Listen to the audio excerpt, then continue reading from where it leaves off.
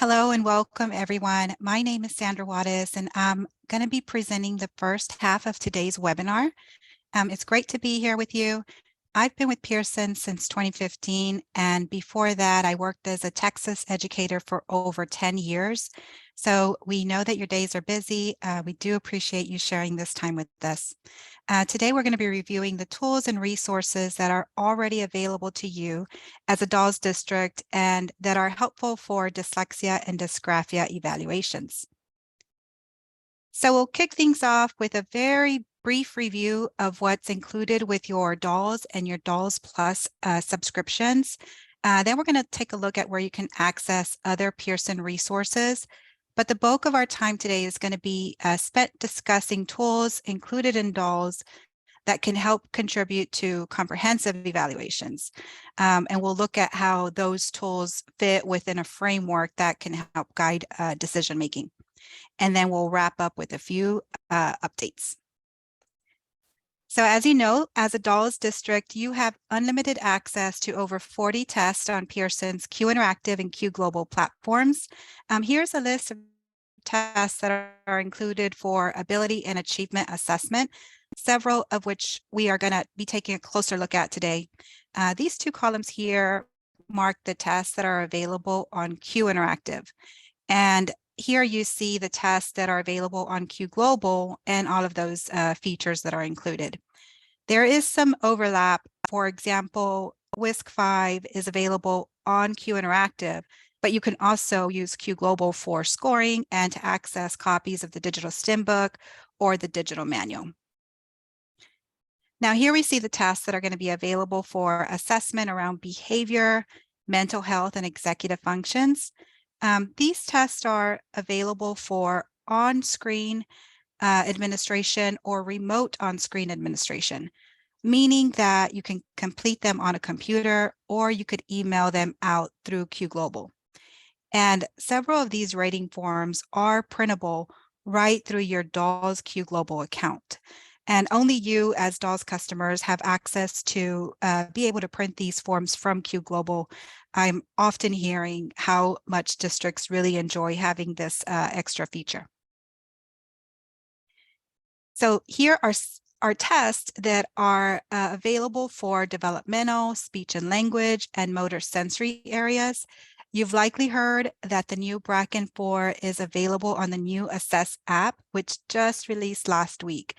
We are very excited about both the Bracken 4 release and the new Assess app. The new app is great. It's even more user-friendly and it has greater functionality. A lot of customer feedback really was used in the development of that new Assess app. So special thanks to all of you that contributed with that process. In addition, you also have access to a limited number of screeners that are available to DAWS customers to help aid in evaluations. As you can see, these are available on Q Global, and you can send them out via email for completion. And we're going to talk more about the Shaywitz dyslexia screen here momentarily. Now, the next two slides show what is available for all of you that are DAWS Plus districts. So with DAWS Plus, you have access to unlimited print record forms and response booklets for over 20 tests that are not available in a digital format, such as the KBC2, the KBIT2 revised. So these are tests that you administer on paper pencil, but we would send you the record forms and the response booklets as needed. And a huge benefit of DAWS Plus is the option to purchase the traditional test kits at 65% off for any DAWS test. Many districts have really benefited from the discounted kits that their GT department uses for brief cognitive testing. And of course, your DAWS subscription is also going to include assessments for developmental, executive function, and memory, speech and language, and motor sensory areas. And you can see that many also have some features within Q Global that you have access to.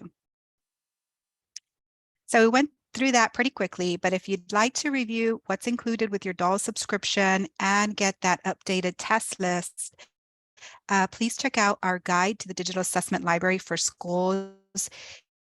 It's available on our website and you can download it directly there. We do update it each year. Okay, so now let's move into taking a look at the Pearson resources for dyslexia and dysgraphia. Our Pearson team of dyslexia experts have really done a phenomenal job in pulling together a wealth of really high quality resources, with the goal really being to help support you in this area, and of course to help influence quality educational experiences for students. We know that having the right tools can really help make all the difference. Some of the materials that you can access here are going to include resources to help you learn more about dyslexia in general, training information. There's a mix of different resources, and you can also sign up to stay in the know. Here's a look at some of the resources that are available on that site. So you can see there's a wide variety, there's videos, training information, and we also have resources from external experts. Now, the Pearson resources include a dyslexia toolkit white paper and a white paper for dyslexia, dysgraphia, and how it relates to dyslexia. And those white papers host the assessment information that we're going to be talking about today.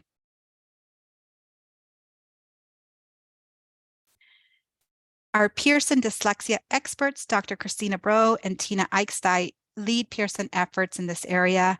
They're also the authors of the white papers that I just mentioned, and they do update those as new tools are available. So we encourage you to check them out. They have great information and they're really a worthwhile read.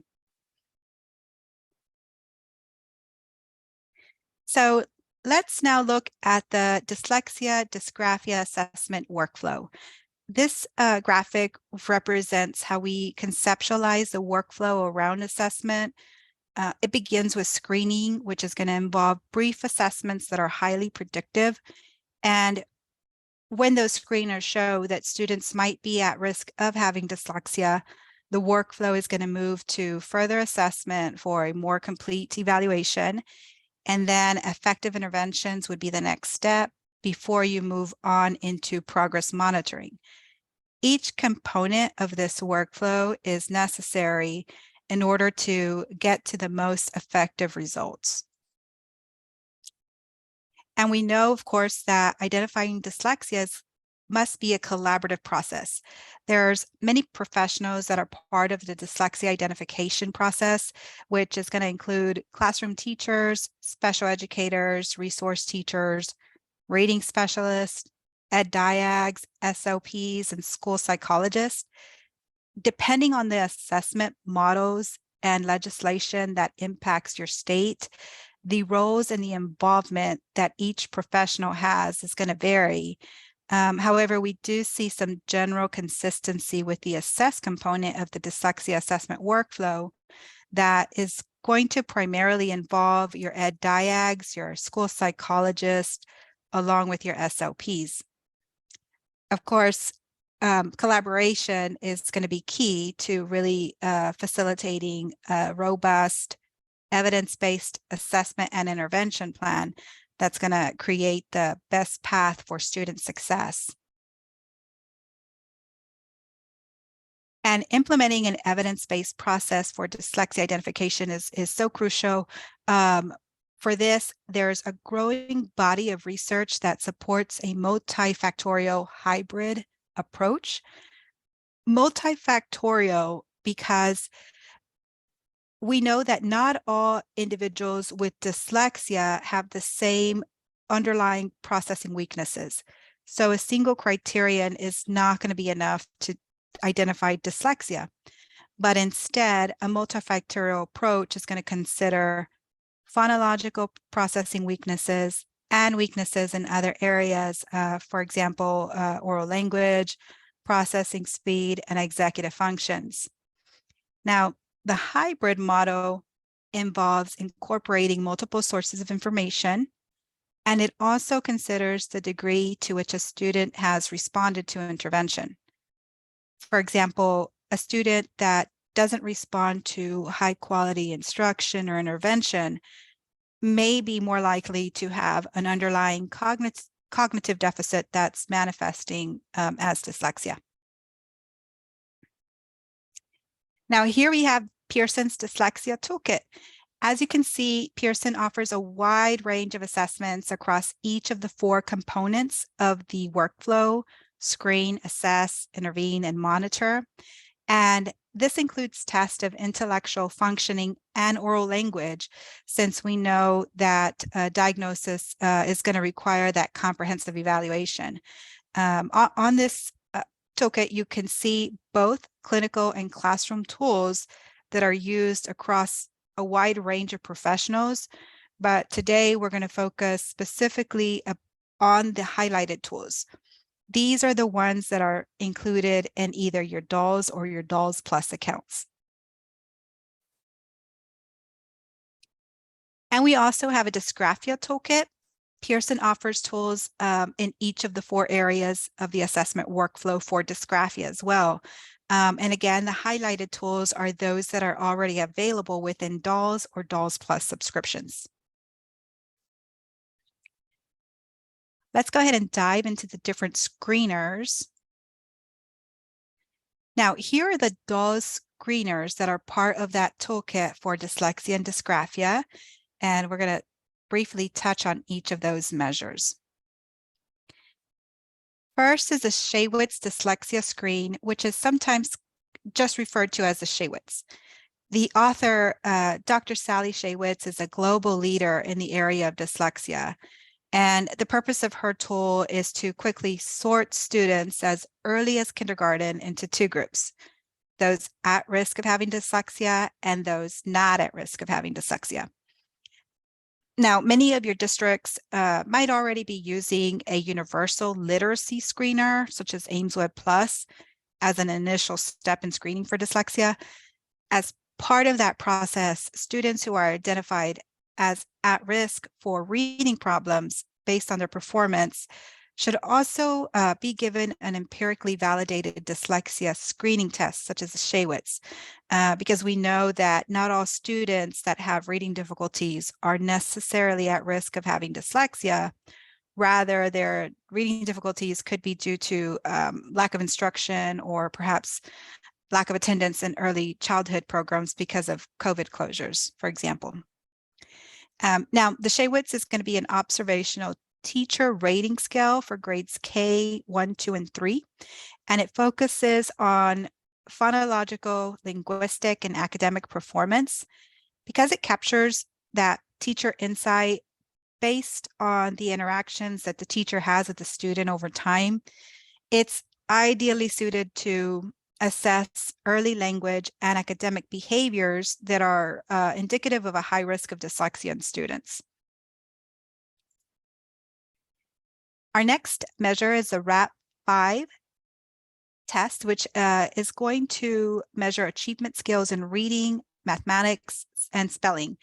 And it's also going to help identify possible learning disabilities. This is a quick and reliable test that you can give through your DALS Q Interactive account. It has 4 subtests and 1 reading composite.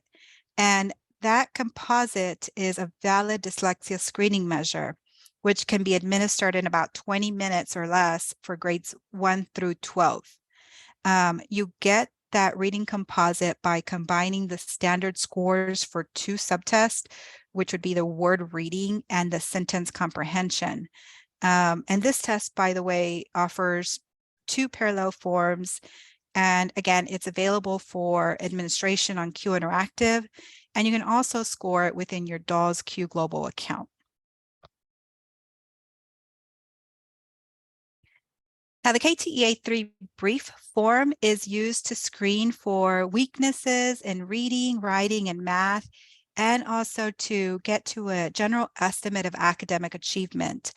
This is a highly reliable and valid test of basic academic skills that can be completed in about 20 minutes. The brief includes a 3 subtest brief achievement composite for grades K through 12 that's especially useful for the purpose of dyslexia screening.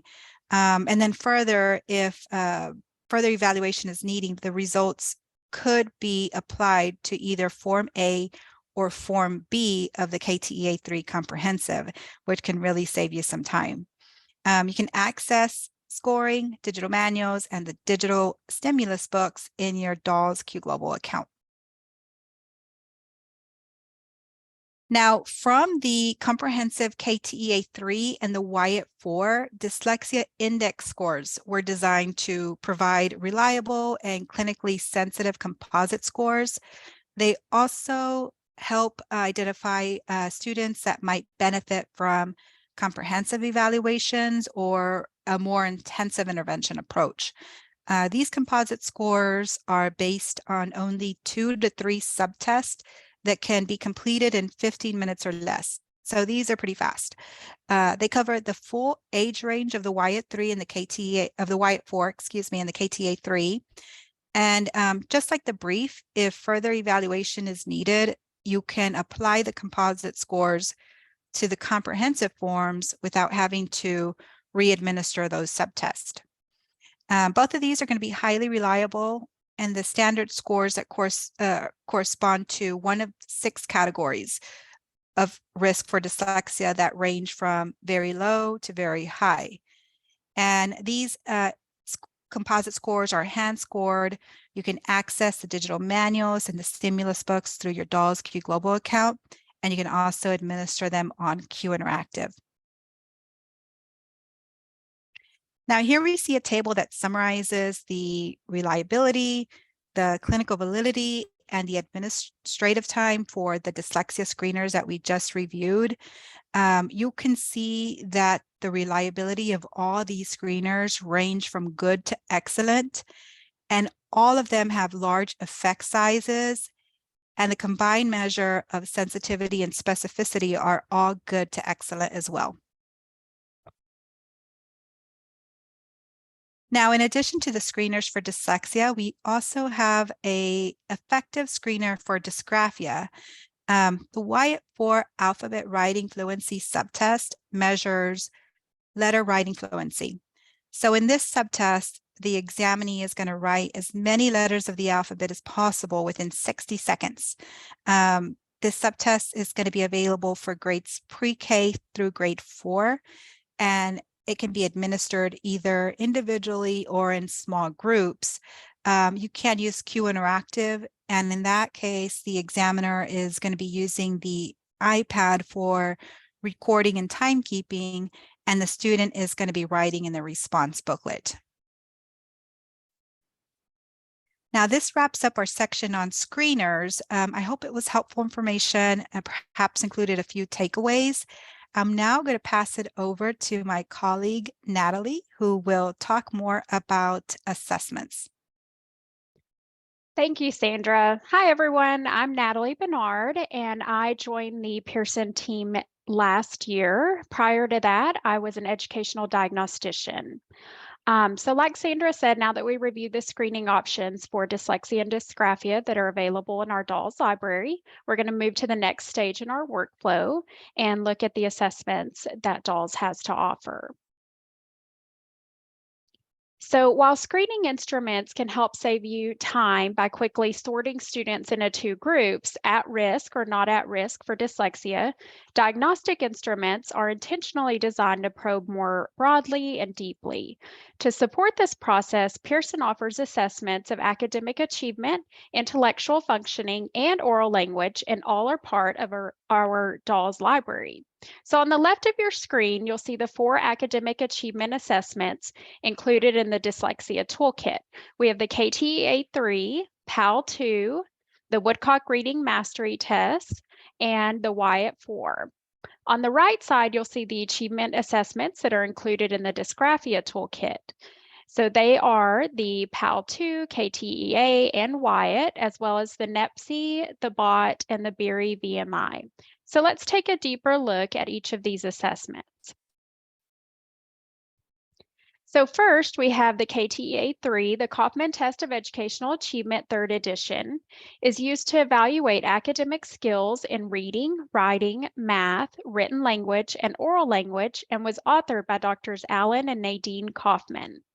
The KTEA-3 comprehensive test includes 19 subtests, 4 core composites, 10 supplemental composites, and the Dyslexia Index composite, which Sandra already discussed.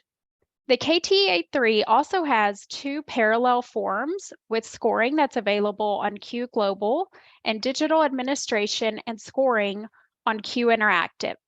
It can be used for individuals within the age range of 4 years old up to 25 years and 11 months.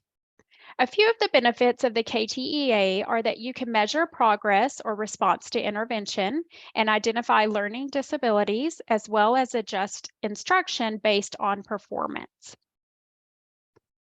The KTEA-3 also offers solutions for intervention through customizable teaching objectives based on error analysis. So you'll see those goal statements and objectives at the end of the score reports. So for example, you might see, given a list of so many words containing silent letters as part of the sound pattern, the student will pronounce each word with no more than so many silent letter errors. Teachers can then take these statements and create IEP goals that are truly individualized. They can also adjust their short-term objectives. I've got a short video demonstration for you of an intervention guide that's actually found on Q Global. This is a really valuable tool that's available for some of our assessments, and some of you may not even know that it's on there. Okay. I will show you how to find the intervention guide on Q Global now. So first you are going to log into your Q Global account and you are going to click the intervention guide tab that's there at the top. And then you're going to click your student and hit next. And then after that, you are going to pick the assessment and hit launch intervention guide, and then check the areas of intervention and hit next. Then you're going to go through and complete the skills analysis. You're going to evaluate each area by checking yes, no, or if it's unclear, then there's an option for that.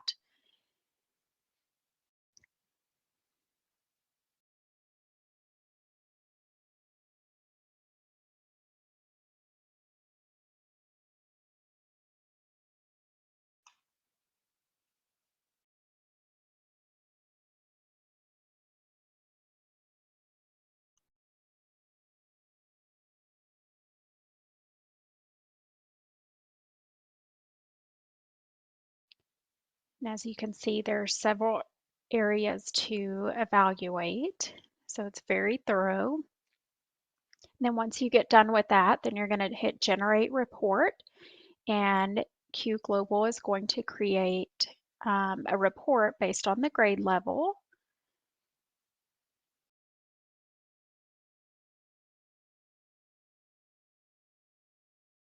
And this is what the report will look like. So it goes through, it tells you what all is contained within the report, and then it talks about pattern of strengths and weaknesses for the child.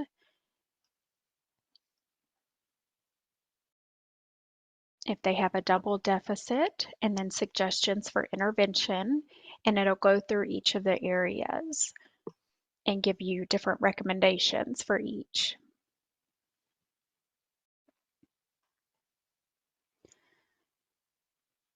So as you can see, it does provide quite a bit of information and recommendations that you can use when creating a student's IEP.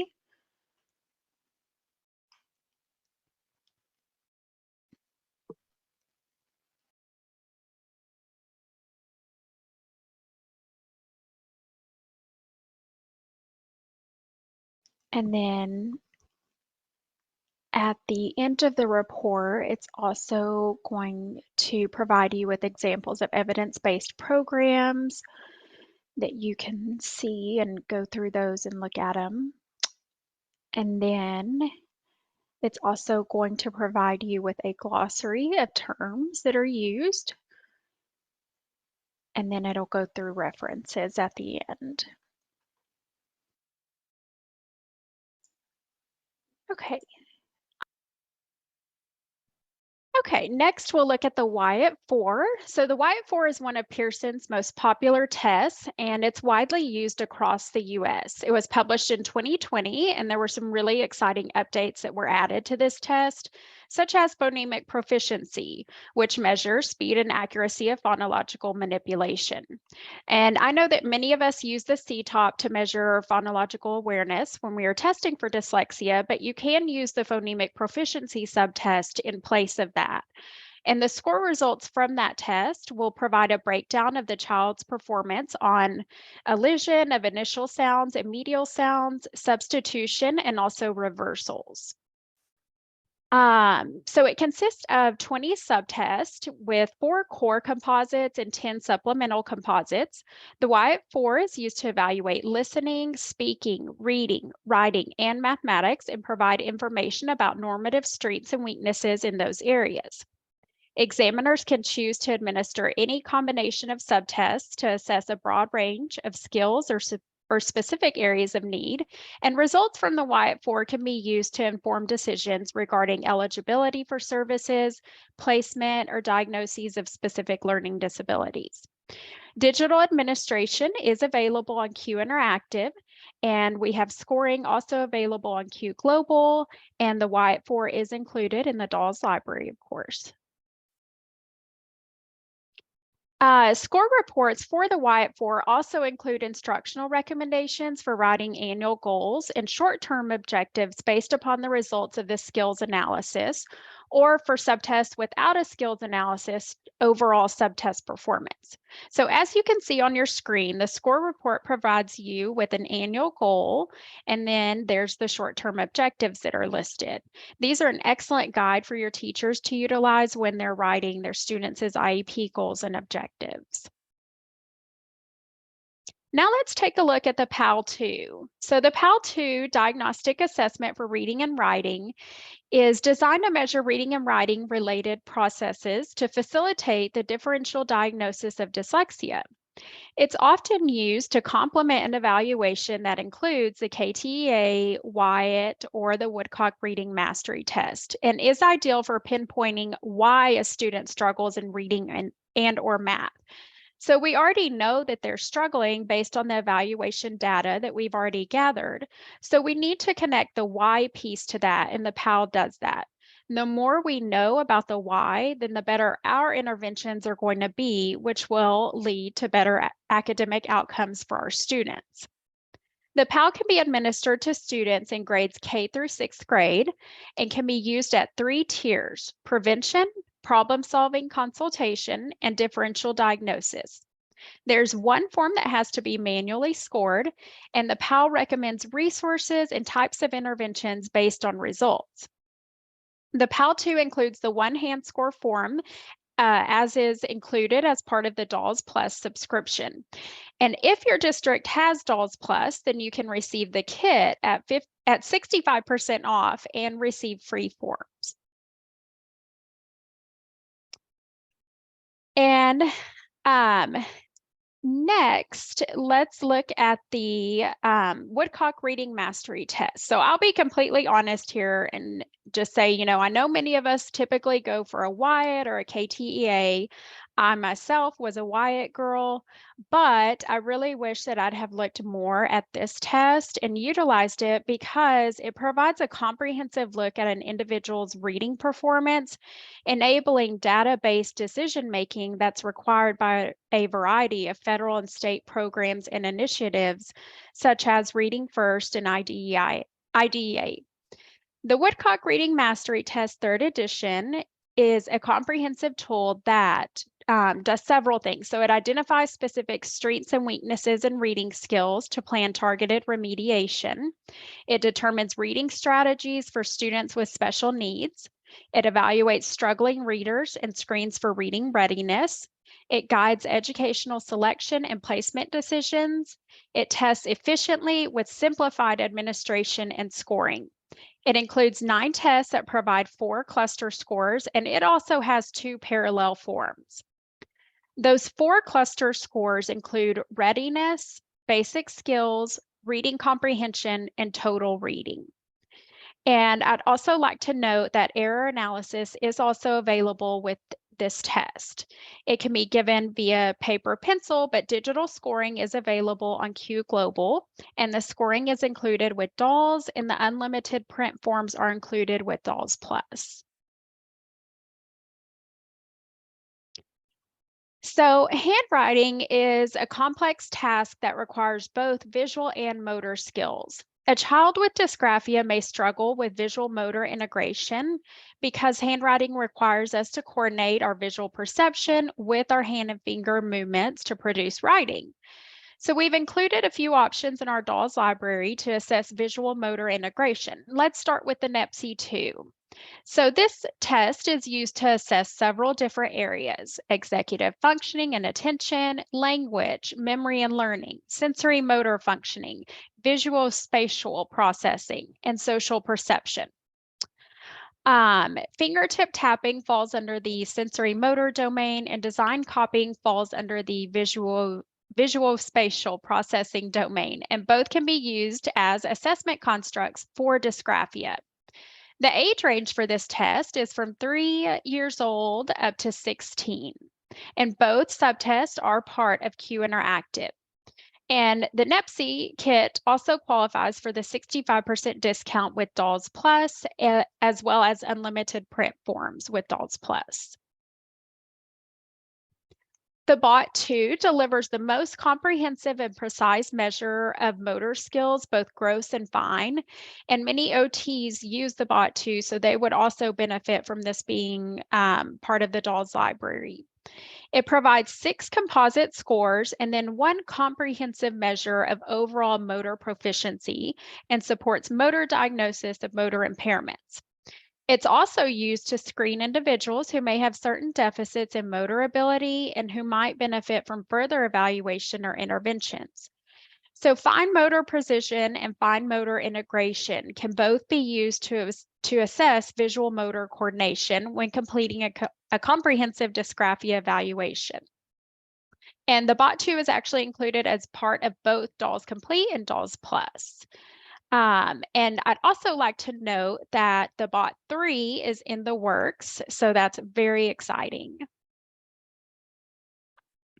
Next is the BERI VMI, which is another test that OTs use, and this one is only included with the DAWS Plus library, and the print materials are included at no charge.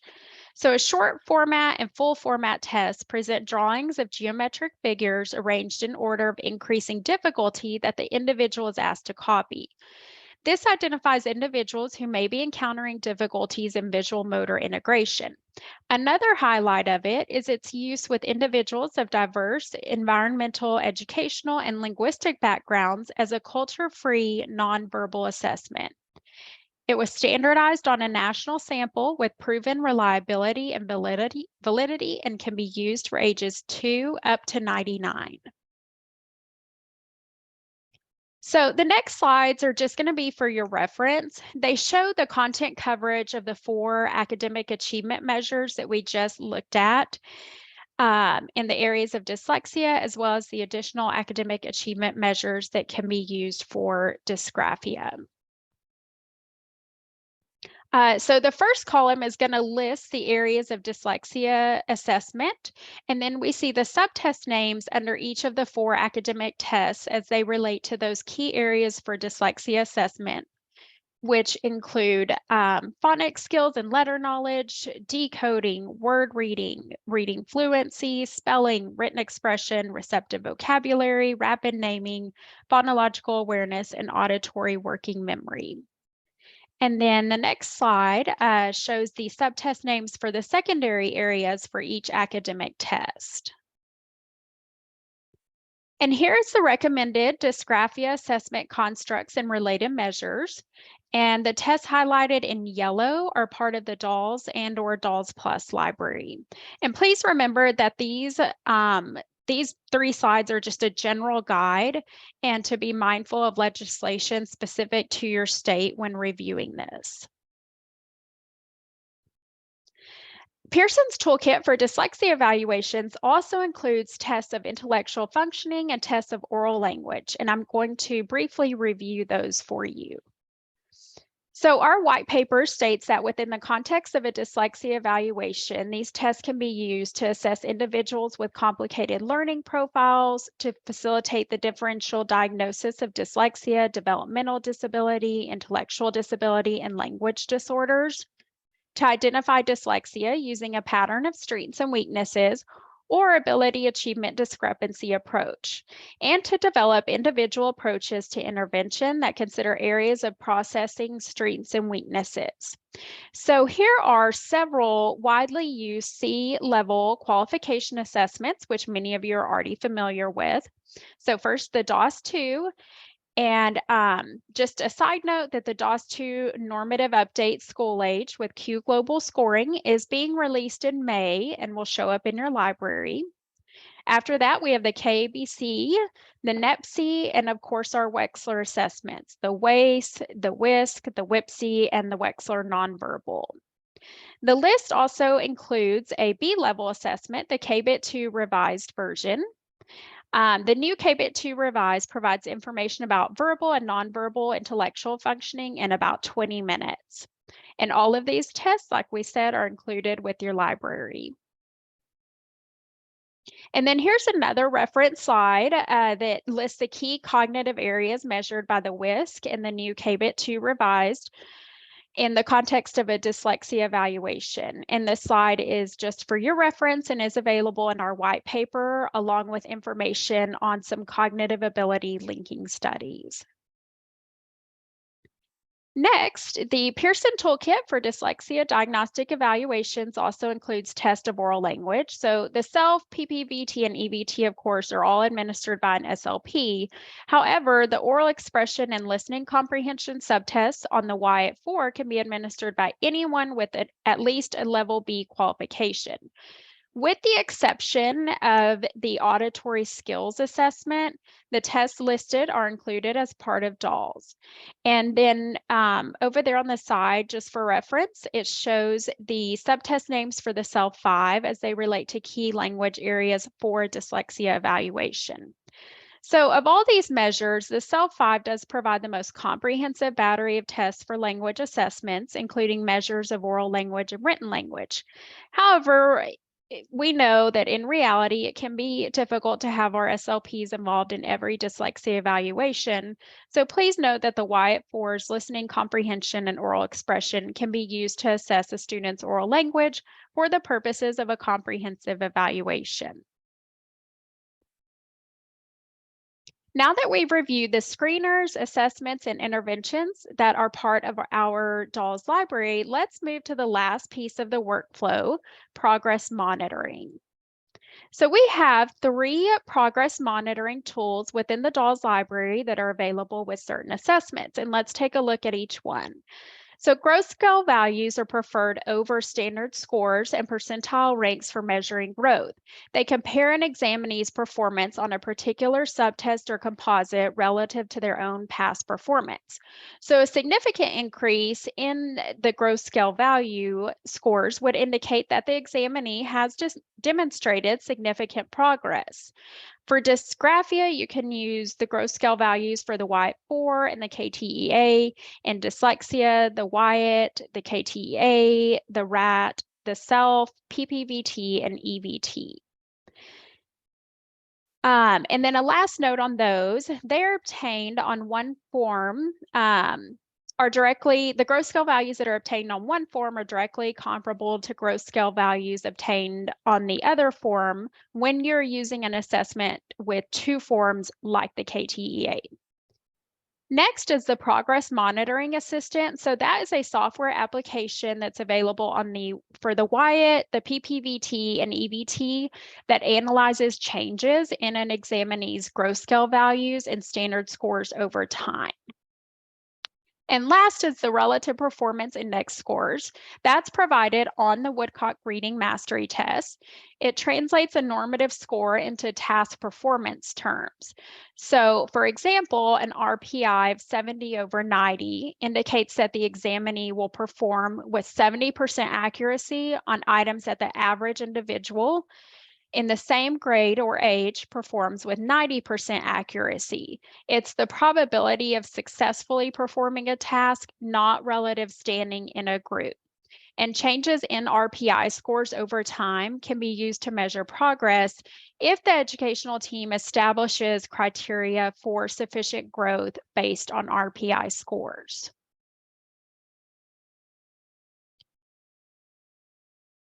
So in closing, first, our on-demand trainings for Dolls products are now available at 20% off for new and renewing Dolls customers, including the continuing ed eligible on-demand trainings. And then in that second box, that is the new Q Interactive training link for Dolls and link to the new Assess webpage. If you haven't upgraded to our new app yet, you'll want to do that because it is awesome. And then just a couple of updates to mention, the MHS Connors portfolio can be added to your current DAWS subscription at an additional cost. The DAWS 2, like I mentioned, normative update school age with Q Global scoring is being released in May and will show up in your library. And the Bracken, like we said, is now available on Q Interactive through the new Assess app. And then the last box has a QR code that will take you to the link to find your clinical sales consultant for your state. I support Alabama, Louisiana, Maine, New Hampshire, Rhode Island, Tennessee, Vermont, and Wisconsin. So if you are in one of those states, then I am your direct contact. And Sandra, I will send it back to you to add any final thoughts. Thank you, Natalie. One thing I'd like to add is if your district might benefit from a dyslexia comprehensive training plan, please contact your assessment consultant. We do have some options through our training team that can help address unique needs. I'm the dedicated assessment consultant for Texas, so if you happen to be in Texas, please feel free to contact me. And with that, I just want to thank everybody again for attending, and I will pass it back over to Sherry. Well, I'd like to thank our presenters, Natalie and Sandra, for sharing their expertise with us. A big thank you to our Q&A monitor, Liz Gross. Thank you for all of your participation in our webinar. Please leave your browser open as an action item list will pop up for you with a survey. Look for your certificate in your email within the next 3 weeks. Have a wonderful rest of your day. And this does conclude our webinar.